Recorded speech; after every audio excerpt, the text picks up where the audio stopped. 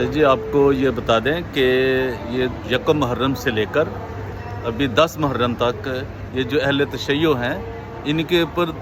کوئی 45 کے قریب FIR درج ہو چکی ہیں پاکستان کے اندر، جو کہ توہین مذہب کا ایک آئین ہے قانون کے تحت، جو کہ انتہائی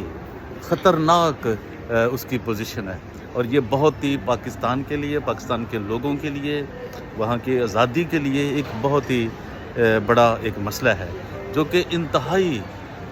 پیچیدہ ہے۔ اور اس طرح لوگوں کے اوپر یہ ایک نواں قوانین لگانے، ان کو ہراساں کرنا، ان کو پریشان کرنا، اور اہل تشیع کو خاص طور پہ جن کی بہت بڑی تعداد ہے، جو کہ ملک کے لیے ایک بہت بڑا ہنگامہ بھی ہو سکتا ہے، پریشانی کا سبب بھی بن سکتا ہے۔ تو اہل عقل اور اہل اقتدار ذرا ہوش کے ناخن لیں۔ 45 FIR